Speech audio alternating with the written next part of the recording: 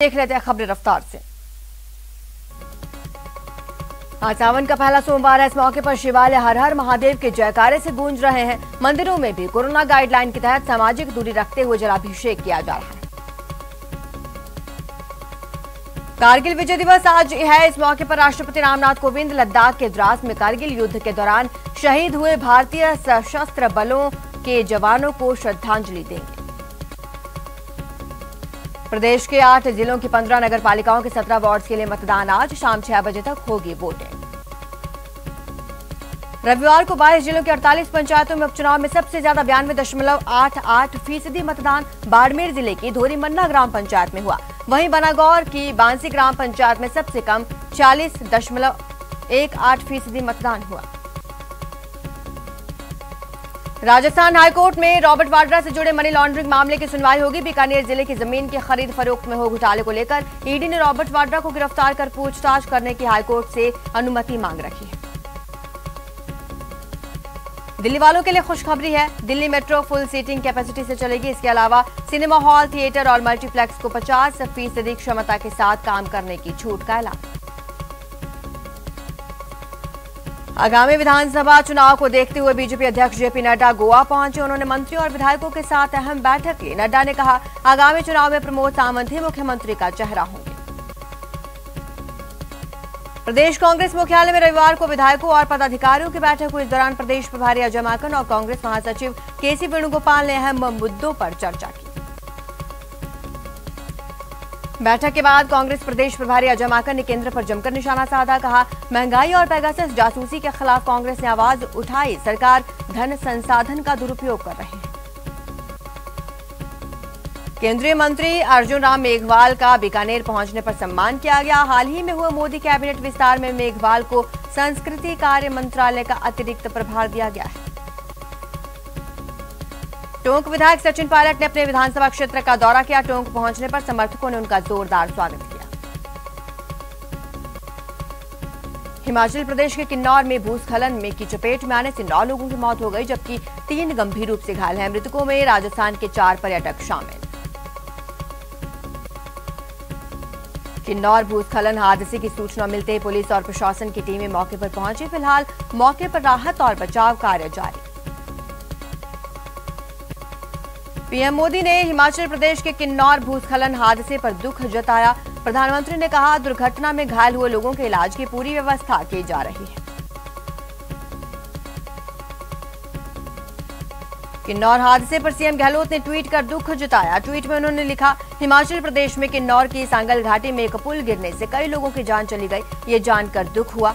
शोक संतप्त परिवारों के प्रति संवेदनाएं।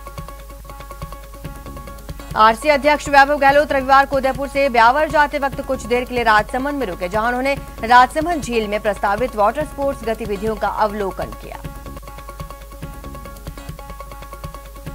जोधपुर के मेडिकल कॉलेज सभागार में संभाग स्तरीय कार्यशाला का आयोजन किया गया। इस कार्यशाला में नगरीय विकास मंत्री शांति धारीवाल भी मुख्य अतिथि के तौर पर वहां पर मौजूद रहे।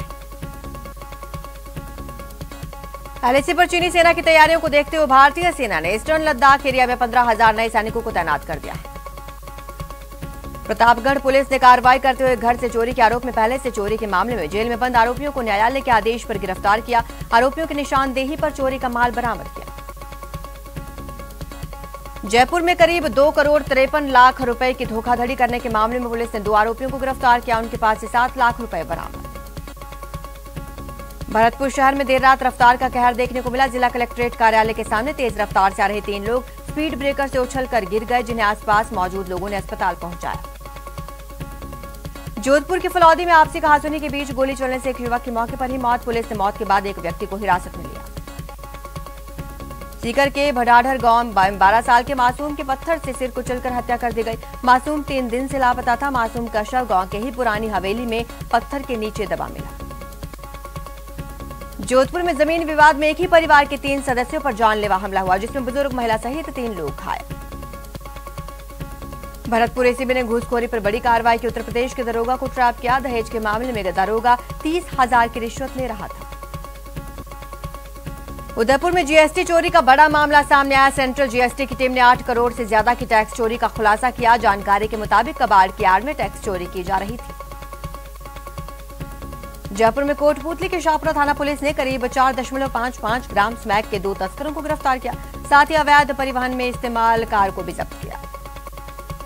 कोटा के चंबल नदी में मिले सड़े गले शव की शिनाख्त हो गई है। मृतक एमपी के शामगढ़ का निवासी विनोद था, जो एमबीएस अस्पताल में इलाज करवाने आया था।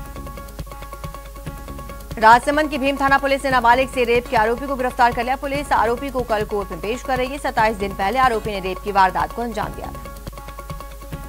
बूंदी में पुलिस ने लूट की वारदात का पर्दाफाश किया। मुख्य आरोपी को गिरफ्तार किया। आरोपी ने फर्जी पुलिस बनकर कार सवार 2 लोगों से लूट की थी। धौलपुर पुलिस ने 25-25 हजार के इनामी 2 बदमाशों को गिरफ्तार किया। आरोपियों के कब्जे से हथियार बरामद।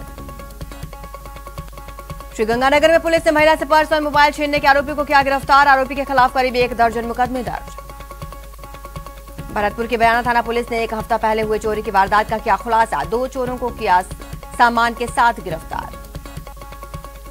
अलवर में अवैध रूप से शराब बेचने वाले लोगों ने शराब बेचने के लिए मना करने पर की मारपीट। एक परिवार के 4 लोगों को लाठी सरियों से पीटा।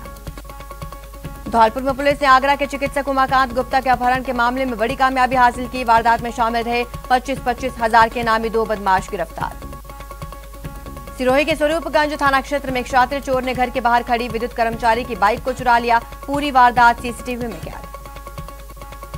बूंदी जिले में तालेड़ा थाना क्षेत्र में जमीनी विवाद को लेकर एक गुट के लोगों ने 2 भाइयों पर हमला बोल दिया। हमले में दोनों भाई गंभीर रूप से घायल। कोटा में फैंसी स्टोर और सोने मकान को चोरों ने बनाया निशाना। लाखों के जेवरात 65,000 रुपए लेकर फरार। सीकर के दादली गांव में जमीन विवाद में फायरिंग का मामला। जमीन पर कब्जा करने की नीयत से आए बदमाशों ने प्रहलाद सैनी नाम के व्यक्ति पर की फायरिंग। प्रतापगढ़ में पुलिस ने की कार्रवाई। एक पिकअप से अवैध गीले सागवान के 45 गट्टे बरामद। चुरू के सुजानगढ़ में एक मकान में चोरों ने 10 लाख से ज्यादा की चोरी की वारदात को दिया अंजाम। पुलिस ने मामला दर्ज कर घटनास्थल के पास से सीसीटीवी खंगालना शुरू किया। कोटा में विवाहिता ने फांसी लगाकर आत्महत्या कर ली। पुलिस ने मृतका के शव का पोस्टमार्टम कराया, परिजनों को सौंपा। सिरोही के मानपुर में खड़ी कार में अचानक आग लगने से आसपास हड़कंप। अलवर जिले के नीमराना थाना क्षेत्र में जनक सिंहपुरा गांव के पास चलती इनोवा गाड़ी में आग, जिससे लोगों में हड़कंप मच गया। अलवर में विवाहिता के साथ खेत में दुष्कर्म का मामला। पीड़िता ने मामले की लिखित शिकायत पर पुलिस ने मामले की जांच पड़ताल शुरू की। सवाई माधोपुर के वजीरपुर थाना पुलिस ने कार्रवाई की। युवक को 5 ग्राम अवैध स्मैक के साथ गिरफ्तार किया। क्या सैनिटाइजर हानिकारक हैं? क्या टीके आपके डीएनए को संशोधित करते हैं? क्या टीकाकरण आपको कोविड-19 से संक्रमित कर सकता है? क्या ये सारे सवाल आपके मन में हैं? खैर, अब एक जगह है जहां आपके इन सारे सवालों का जवाब मिल सकता है, और ये सब आपके फोन पर। नेटवर्क 18 और फेडरल बैंक के राष्ट्रव्यापी वैक्सीन जागरूकता अभियान के तहत कोविड-19 के खिलाफ Sanjeevani shot of life Sanjeevani WhatsApp helpline शुरू की गई है। आपको बस 7977773753 इस नंबर पर व्हाट्सएप करना है और आपको तुरंत अपने सारे सवालों के जवाब मिल जाएंगे। जानकारी जिसे जांच और क्रॉस चेक किया गया है।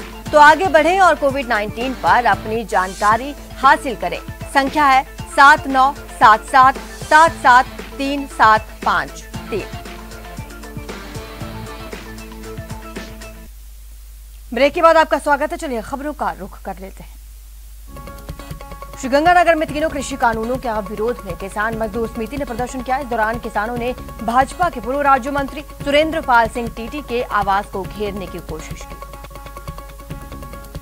भरतपुर में युवा कांग्रेस ने डीजल, पेट्रोल और गैस के बढ़ते हुए दामों को लेकर जिला अध्यक्ष सौरभ सोलंकी के नेतृत्व में पैदल मार्च निकाला। पेट्रोल पंप पर केंद्र सरकार के खिलाफ नारेबाजी की। बीकानेर के नोखा में विवाहिता के 2 मासूम बच्चों के लापता होने का मामला अब तूल पकड़ता जा रहा है। महिला अपने ससुराल से गायब हो गई थी। विधायक बिहारी बिश्नोई के नेतृत्व में धरना प्रदर्शन किया गया। मरुधरा में कोरोना का ग्राफ तेजी से नीचे आ रहा है। 24 घंटे में सिर्फ 22 नए कोरोना केस मिले हैं। महामारी से एक भी मौत नहीं। कोटा में कोरोना टीकाकरण महाअभियान के तहत रविवार को जिले में 100 साइट्स पर सेशन आयोजित हुए। लोगों ने कोरोना की वैक्सीन लगवाई। कोटा में मौसमी बीमारियों और कोरोना की रोकथाम के लिए चिकित्सा विभाग का डोर टू डोर सर्वे अभियान जारी। शनिवार को विभाग की 1009 टीमों ने 30,416 घरों का सर्वे किया। अलवर में चिकित्सा एवं स्वास्थ्य विभाग द्वारा शहर के सभी सेंटर्स पर वैक्सीन लगाई गई। सामान्य चिकित्सालय स्थित टीकाकरण केंद्र पर 800 डोज कोविशील्ड और 350 डोज कोवैक्सीन की आई है। बांसवाड़ा में कोविड हेल्थ सहायकों को चिकित्सा विभाग की ओर से 31 जुलाई तक के लिए नियुक्ति दी गई, जिसके बाद कोविड हेल्थ सहायकों की एक मीटिंग हुई जिसमें 31 जुलाई से आगे बढ़ाए जाने की मांग रखी गई। श्रीगंगानगर में वैक्सीन की किल्लत के चलते फिर वैक्सीनेशन के महाअभियान पर ब्रेक लग गया है। वहीं राज्य सरकार के द्वारा जिला को वैक्सीन का नया स्टॉक मिलने के बाद वैक्सीन मिशन का महाअभियान चलाया जाएगा। कोटा में अब कोरोना पॉजिटिव मरीजों की रफ्तार थम चुकी है। पिछले 9 दिनों में एक भी कोरोना पॉजिटिव मरीज सामने नहीं आया। टोंक विधायक सचिन पायलट रविवार को विधानसभा क्षेत्र के दौरे पर रहे, वहां पर जोरदार स्वागत किया गया। झालावाड़ के सीमावर्ती मध्य प्रदेश के मालवा अंचल में लगातार हो रही है बारिश, जिसके कारण झालावाड़ जिले की नदियों में उफान। बीजेपी सायपुर मंडल कार्यसमिति की बैठक परीता गांव में आयोजित की गई। बैठक को मंडल प्रभारी प्रवासी मुकेश सालोत्री ने पार्टी रणनीति को लेकर चर्चा की। बीजेपी नगर मंडल सिरोही के नगर कार्यसमिति की बैठक हुई। बैठक में जिला उपाध्यक्ष ने सशक्त मंडल और सक्रिय बूथ समिति बनाने के संकल्प दिए। बूंदी के देही कस्बे में अस्पताल से बाबा श्याम मंदिर तक बने सड़क में 2 लोगों ने घटिया माल उपयोग होने की शिकायत की है। शिकायतकर्ताओं का कहना है सड़क निर्माण में टूटी हुई ईंटों का उपयोग किया गया है।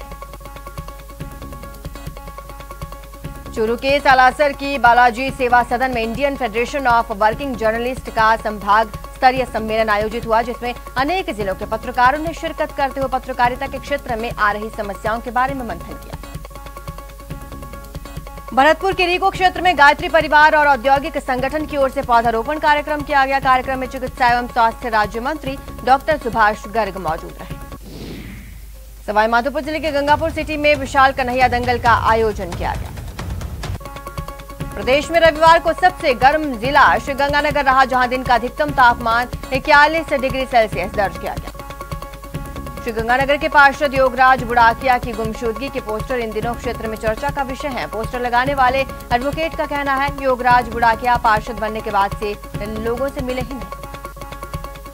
माधोपुर के घुश्मेश्वर दवादशवा ज्योतिर्लिंग मंदिर में सावन महोत्सव का शुभारंभ ध्वज पूजन के साथ ध्वजारोहण कर किया गया। वहीं कार्यक्रम की अध्यक्षता टोंक बीजेपी जिलाध्यक्ष राजेंद्र फराना ने की।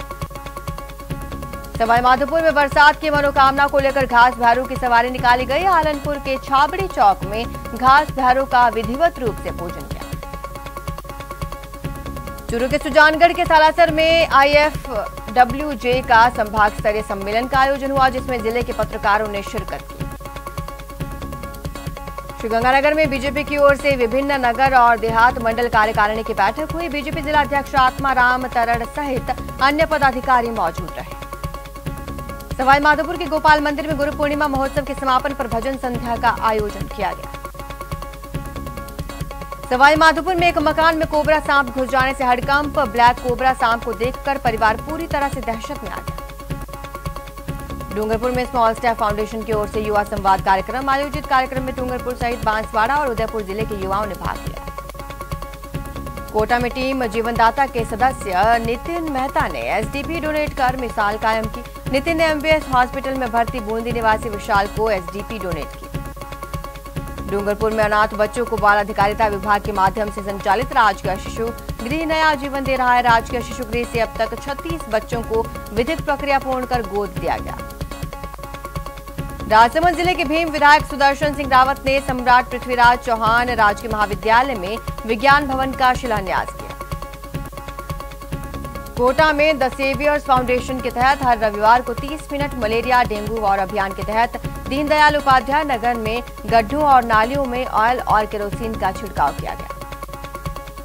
झुंझुनू जिला मुख्यालय पर वॉलीबॉल अकेडमी में खिलाड़ियों का भविष्य संवारा जा रहा है। स्वर्ण जयंती स्टेडियम में संचालित वॉलीबॉल अकेडमी हर साल राष्ट्रीय स्तर के खिलाड़ी दे रही है।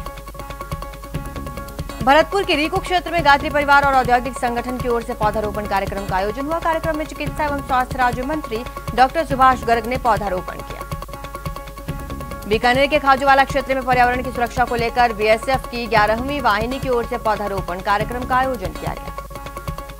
बीकानेर में बैंकर्स की ओर से BSF कैंपस में पौधारोपण कार्यक्रम का आयोजन हुआ। कार्यक्रम में केंद्रीय मंत्री अर्जुन राम मेघवाल और DIG BSF पुष्पेंद्र राठौड़ ने बैंक अधिकारियों के साथ पौधारोपण किया। जुलाई खत्म होने को है, लेकिन मानसून जयपुर संभाग में पूरी तरह सक्रिय नहीं हुआ। दौसा जिले की बात करें तो यहां 1-2 बार ही बारिश हुई है। कोटा के एमबीएस अस्पताल के ब्लड बैंक में ब्लड का टोटा दूर हो गया। मौजूदा समय में ब्लड बैंक में करीब 1000 यूनिट ब्लड का स्टोरेज। अजमेर के रामगंज थाने में एक युवती ने पड़ोसी पर छेड़छाड़ का आरोप लगाते हुए मुकदमा दर्ज कराया है। पुलिस ने पीड़िता की शिकायत पर मामले की जांच शुरू की। करौली के धवान गांव में लगभग 1 सप्ताह पहले हुई अतिक्रमण हटाने की कार्रवाई को लेकर एक पीड़ित ने ग्राम पंचायत और उपखंड प्रशासन पर मनमानी के आरोप लगाए। कोटा में India cycle for change challenge के तहत साइकिल रैली निकाली गई, जिसमें शहर के गणमान्य लोगों ने भाग लिया। कांवड़ यात्रा पर इस बार रोक लगाई गई है। ऐसे में शाहपुरा विधायक आलोक बेनीवाल ने अनूठी पहल की। ऋषिकेश से 5000 लीटर गंगाजल प्लास्टिक की टंकियों में भरकर शाहपुरा लाया गया है। भारत ने पहला टी20 अपने नाम कर लिया है। श्रीलंका को 38 रनों से हराकर भारत ने वनडे के बाद टी20 सीरीज की शानदार शुरुआत की है। मैच में भुवनेश्वर कुमार शानदार गेंदबाजी करते हुए 4 विकेट अपने नाम किए। भारतीय क्रिकेट कंट्रोल बोर्ड ने यूएई में आयोजित होने वाले आईपीएल के बाकी बचे मैचों के कार्यक्रम की घोषणा कर दी। 19 सितंबर को दुबई में चेन्नई सुपर किंग्स और मुंबई इंडियंस के बीच मैच से आईपीएल के बाकी बचे सीजन की शुरुआत होगी। टोक्यो ओलंपिक में स्टार बॉक्सर मैरी कॉम ने अपना पहला मैच जीत लिया। राउंड 32 के मुकाबले में उन्होंने हर्नांडेज गार्सिया को 4-1 से हराया। टेबल टेनिस में भारतीय खिलाड़ी मनिका बत्रा ने दूसरे दौर में जीत दर्ज की। उन्होंने यूक्रेन की खिलाड़ी को हराकर तीसरे दौर में प्रवेश किया। भारत के अर्जुन लाल जाट और अरविंद सिंह टोक्यो ओलंपिक में पुरुषों की लाइटवेट नौकायन के डबल स्कल्स में सेमीफाइनल में पहुंच गए हैं। ये जोड़ी रेपेशॉज राउंड में तीसरे नंबर पर है। बैडमिंटन में मेडल की उम्मीद और रियो के सिल्वर मेडलिस्ट पीवी सिंधु ने टोक्यो ओलंपिक के ग्रुप स्टेज में अपना पहला मुकाबला जीता।